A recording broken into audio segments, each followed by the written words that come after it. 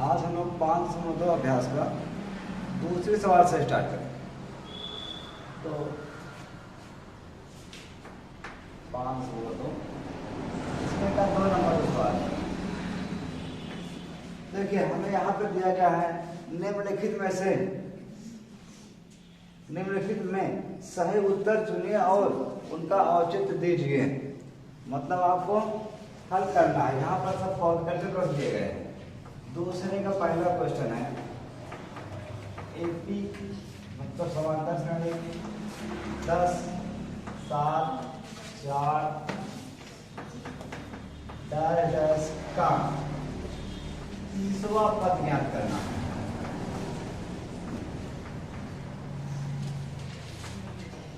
तीसवा पद है तो हमें 4 ऑप्शन दिए गए हैं। उन चारों ऑप्शन में कोई एक ऑप्शन सही होगा तो हम इसको हल करेंगे तो हमें पता चलेगा कैसे होता है। तो देखिए भाई, अगर कोई पद ज्ञात करना होता है तीसवा दूसरा तीसरा चौथा पता कुछ भी हो तो उसके लिए हमने आपको सूत्र दिखाया है। आप उसको सूत्र याद रखिए। लेकिन उससे पहले हमें इसमें क्या क्या चाहिए देखिए। सबसे पहले हमें इसमें प्रथम पद चाहिए।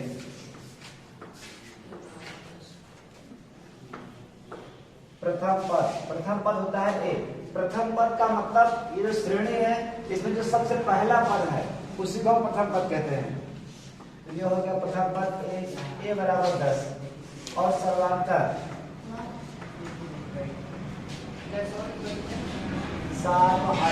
3।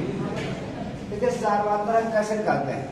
जस्ट पीछे वाली संख्या और आगे वाली संख्या घटाते हैं। दूसरी वाली पहली वाली 7 माइनस 10 घटाएंगे तो -3 बचेगा। तो फिर 10 देखो ये प्लस है माइनस है। तो ये चिन्ह होता है तो हमेशा घटा जाता है। लेकिन जो बड़े पर चिन्ह होता है उसको लगाया जाता है। अब उसके बाद n पदों की संख्या कितना है n 30वां पद ज्ञात करना है। यानी n बराबर 30। यहाँ लिखेंगे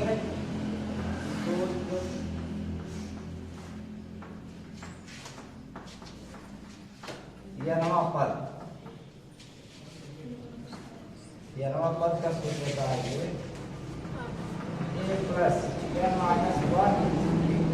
तो हमें यहाँ पे n क्या करना है 30वां पद ज्ञात करना है। ये देखो हमें 30वां पद ज्ञात करना है।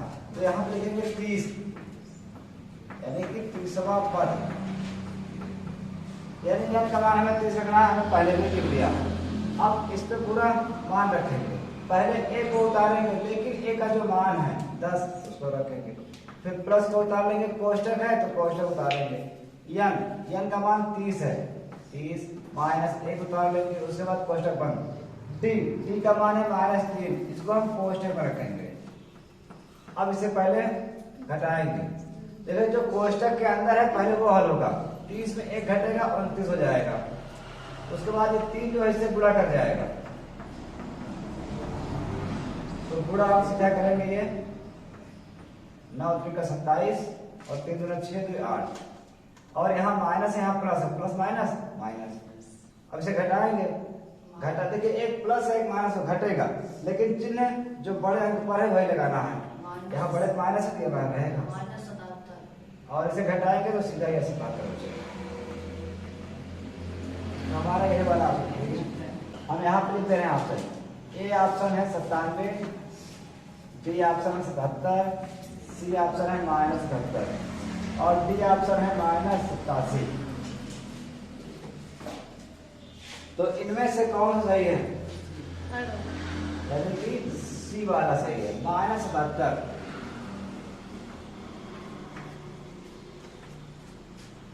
बता दीजिए।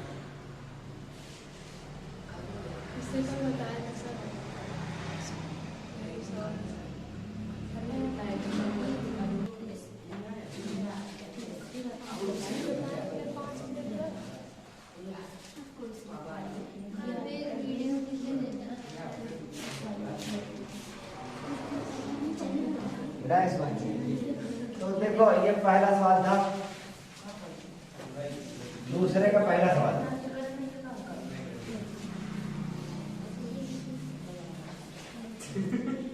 दूसरे का दूसरा सवाल देखो।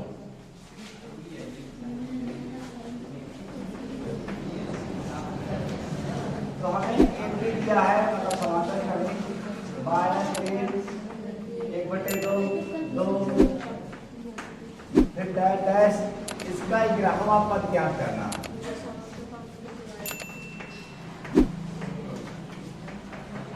हमसे ग्राहवा पद पूछा गया है, इसे तुरंत करो सब लोग, जल्दी करो, नहीं हो पाएगा बताएंगे।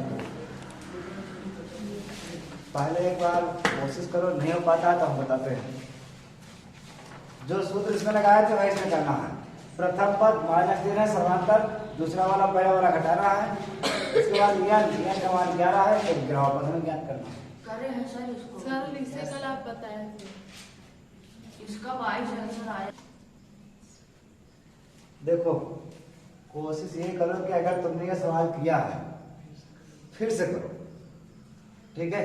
क्योंकि देखो मैथ है, जितने ज्यादा बार रिपीट करो उतने फायदा रहेगा। अगर एक दो बार लगा दिया हो तो देखो पहले आज में आ रहा है, जब तक ये चैप्टर चलेगा तब तक आएगा, लेकिन जस्ट ही इसके 1 महीने बाद सब भूल जाओगे। भूलने का तो होता है, लेकिन जितने बार सवाल को बताया जाए उससे पहले कोशिश करो, लगा लो, नहीं हो पाता है बताते हैं। यहाँ से पता चलता है। चलो देखो इसे हम हल करते हैं। पहले लिखेंगे प्रथम पद,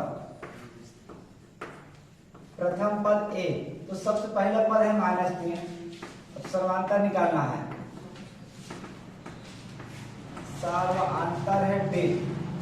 देखिए ये दूसरा वाला और पहला वाला पद में घटाना है, -1/2 में -3 को घटाना है। तो हमें पहले देखिए सर्वांतर निकालते समय आप क्वेश्चन में रखिए एकदम बिल्कुल साफ साफ, पहला वाला दूसरा वाला क्वेश्चन में, आप पहला वाला पीछे क्वेश्चन में। अब देखो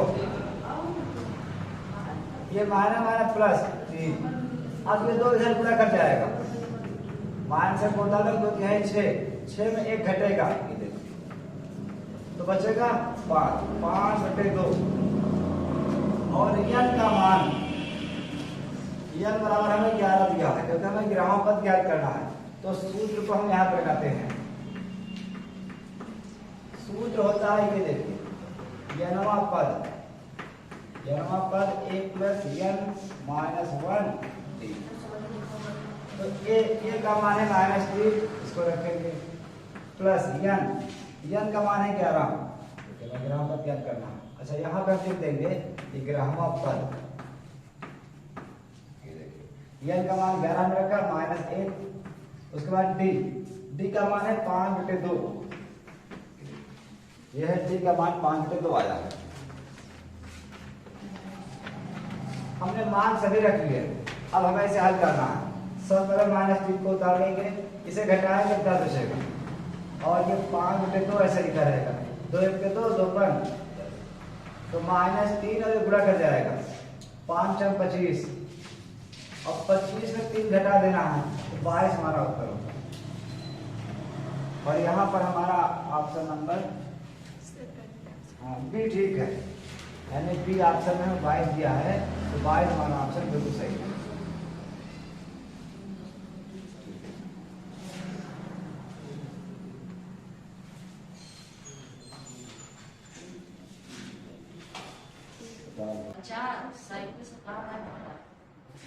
चलो देखो अब तीसरा सवाल है।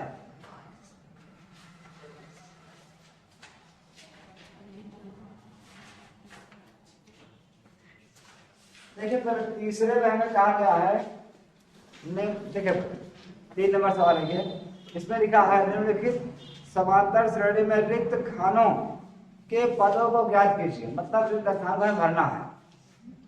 तो देखिए तीसरे का पहला जो सवाल है, 2 लिखा है कामा, उसके बाद रुपा बना है, फिर कामा, फिर 26। तो देखिए इस टाइप के सवाल हमें कैसे करने हैं, जो खाली स्थान भरने। देखो इनको करने के लिए हमें सबसे पहले ये जानकारी होनी चाहिए,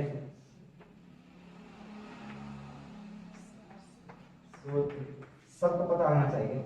जैसे हम लिखते हैं पहला पद, देखो समांतर श्रेणी का पहला पद, तो पहला पद क्या होता है A1 पद कहेंगे ए अकेले, और यहाँ लिख देते हैं दूसरा पद ये तो देखिए A1 A2 कर देखिए, यहाँ देखेंगे दूसरा पद, तो दूसरा पद है A2 A प्लस B, तीसरा पद A3 A प्लस 2D, और चौथा पद A4 बराबर ये हो जाएगा A प्लस 3D। देखिए यहाँ पर हम लोग देख रहे हैं जो समांतर श्रेणी चल रही है, इसमें यहाँ पर D के पास एक अंक इससे कम है ना। देखिए यहाँ पर पहला पद था तो यहाँ पर D है ही नहीं, 0 है। यहाँ पर दूसरा पद है, यहाँ पर D 1 है। यहाँ पर तीसरा पद है तो यहाँ पर 2 है। यहाँ पर चौथा पद है तो यहाँ पर 3 है। मतलब जितना पद हम ज्ञात करेंगे यहाँ पर संख्या एक कम रहेगी, D के पास वो संख्या एक कम रहेगी। जैसे अगर हमें पांचवा पद ज्ञात करना है A5, ये हो जाएगा A प्लस 4D, क्योंकि इससे कम रहेगा, है ना। तो ये आपको अच्छे तरीके से सीखना है। अब देखिए हम थोड़ा पूछते हैं, जैसे मान लीजिए हमने यहाँ पे कहा कि सातवां पद क्या होगा,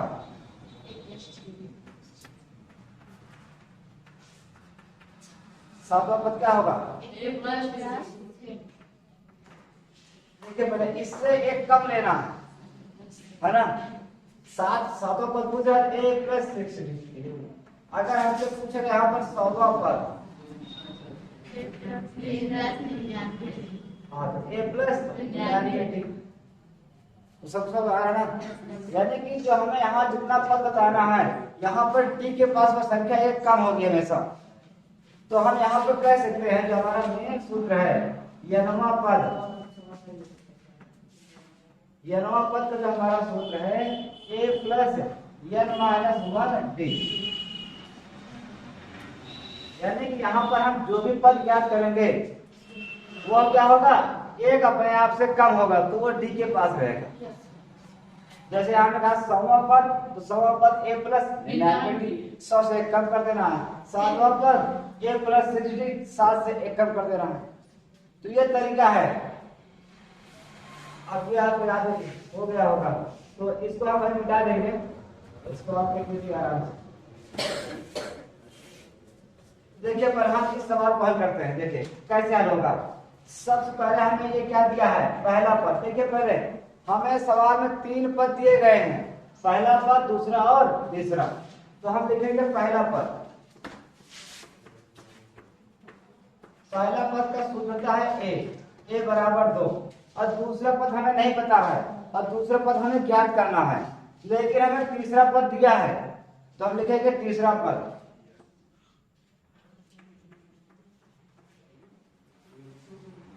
तीसरा पद, अब तीसरा पद का सूत्र आपको पता है A प्लस 2D, तो हम यही लगाएंगे सीधा A प्लस 2D बराबर कितना दिया है 26। हमें तीसरा पद दिया है 26, तो लिख दिया तीसरा पद A प्लस 2D बराबर 26। तो अब हम मान रखेंगे, हमें A का मान पता है, A का मान 2 रख दिया, इस 2 और D को उतार बराबर 26। इस 2 को उधर भेजना है, तो 26 ये इधर प्लस में उधर जाएगा माइनस हो जाएगा, इसे घटा देंगे 24, तो D बराबर 24 और 2 आएगा हो जाएगा 12 गुना 24, यानी D का मान हमें मिल गया 12।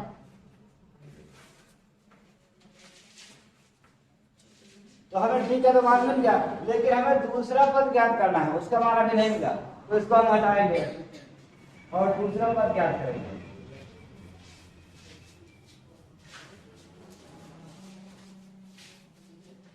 तो यहां लिखेंगे दूसरा पद। देखिए दूसरा पद को हमने कहा था अभी, इससे एक कम यानी A प्लस D, इसी में मान रख देंगे। तो A का मान कितना है 2 और D का मान 12, वहां रख देंगे 2 प्लस 12 तो 14 होगा, यही हमारा होता है। अतः हम कह सकते हैं कि हमारा एक ही है, मतलब समांतर श्रेणी। तो क्या होगा, अतः AP जो हमने किया है 2, 14 और 26, यानी जो हमें डिफरेंस भरना है वो क्या होना चाहिए, 14 होना चाहिए बस।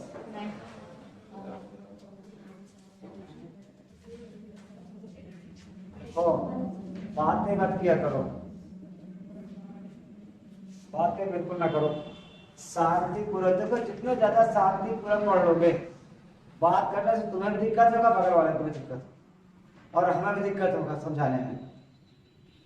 इसे बोलो ना, केवल अगर तुम यहाँ पर लगातार दिमाग सही लगाए हो सब कुछ समझ में आएगा। अगर समझ में आता है और अच्छे से लगाओ, इसको अभ्यास करो, लेकिन जो टाइम मिले उस टाइम का सही प्रयोग करो। बोलो ना, सवाल को रिपीट करो। पहली बात तो सवाल को ज्यादातर रिपीट नहीं करते हो, पहली बात ये करती है। और दूसरा, यहाँ पर जब सवाल बताई जाती है तो इसको समझो और कोशिश करो कि हम खुद से कर लें।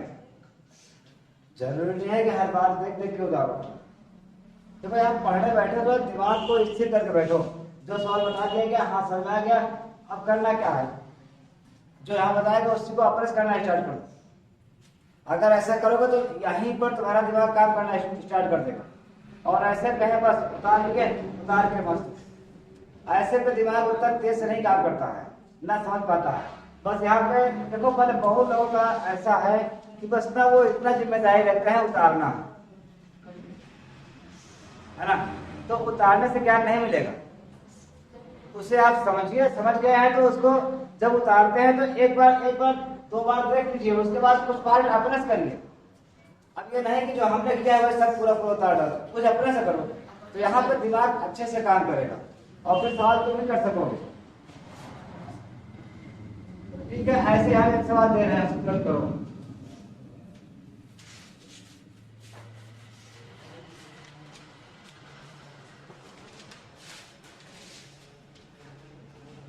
ये हम एग्जाम्पल दे रहे हैं, किताब में जो सवाल है उसी टाइप का एग्जाम्पल है।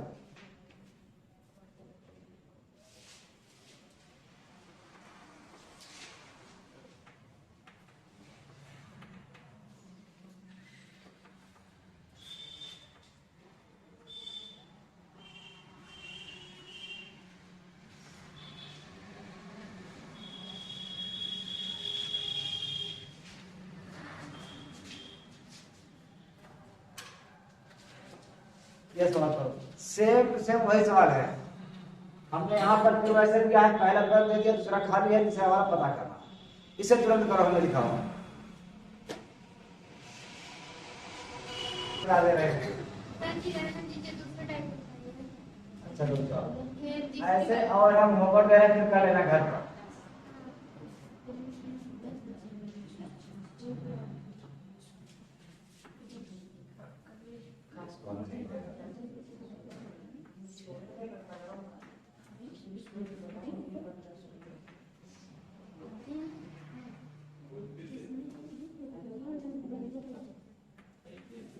ठीक है, 3 सवाल है, सेम वैसा ही है। अब देखो तीसरे का जो दूसरा सवाल है, पहले इसमें एक स्थान खाली है, फिर 13 लिखा है, फिर एक और डिब्बा है ये, और फिर 3 है।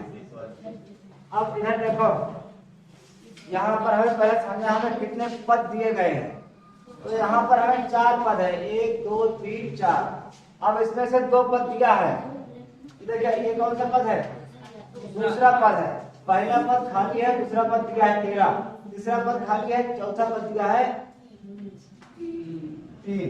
तो हमें जो दिया है पहले उसको हम लिखेंगे, तो हमें क्या दिया है, दूसरा पद। दूसरा पद का सूत्र आप लोग जानते हैं, a + b। तो a + b बराबर 13।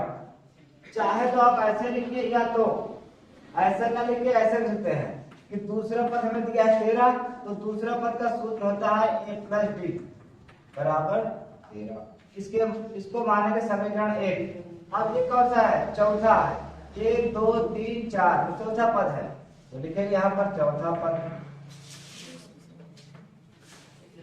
चौथा पद हमें 3 दिया है, चौथा पद का हम लोग सूत्र जानते हैं, तो चौथे में 4 में कम होगा, यानी a + 3d बराबर 3। ये समीकरण 2 हो गया।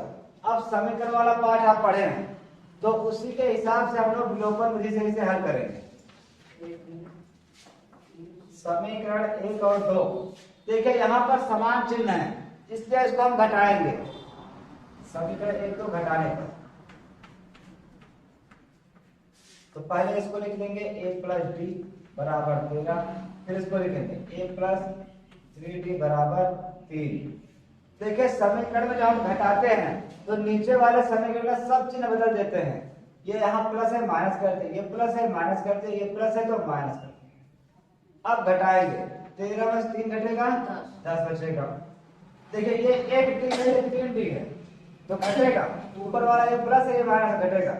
1 में 3 घटाएंगे तो -2d बचेगा और यहाँ पर a और a कट गया तो इसको हम यहाँ पे लिखेंगे। क्या बचा हमारे पास, तो देखिए d बराबर ये 2 उधर जाएगा बटे हो जाएगा, यानी कि हम कह सकते हैं 10 बटे -2, 2 से काट दो 2 पर 10 तो d बराबर ये माइनस ऊपर लगाएंगे 5 क्या है -5। ये हमारा उत्तर होगा। लेकिन अभी हमने d का मान पता किया, अब हमें a का मान पता करना है तो d का मान समीकरण 1 पे रखना है। d का मान समीकरण 1 में रखने पर तो समीकरण 1 यही है, पहले इसको लिखेंगे a प्लस डी बराबर 13। अब a को उतारेंगे d के साथ -5 रखेंगे, ये माइनस रखते हैं तो माइनस बराबर ये हो गया 13। 5 को उधर ले देंगे, 13 में से घट जाएगा, ये देखो माइनस से उधर जाएगा प्लस हो जाएगा 18। यानी हमें a और d का मान पता हो गया। अब हम पहला पद और दूसरा पद ज्ञात कर सकते हैं। वैसे देखिए पहला पद ये खुद है a बराबर 18, तो हमें अब दूसरा पद तीसरा पद चाहिए तो यहाँ पर लिखेंगे तीसरा पद। तीसरा पद आप सूत्र जानते हैं a प्लस 2d, तो a का मान हमने निकाला 18 है और 2 d का मान कितना है -5, तो 18 ये 5 गुना -10 इसे घटा देंगे तो 8 बचेगा। अतः हम लिख सकते हैं पहला पद ये जो है और पहला पद सूत्र होता है a, तो a बराबर 18 प्राप्त है तो लिखेंगे पहला पद a बराबर 18 और तीसरा पद हमारा उत्तर है 8। ये हमारा उत्तर है।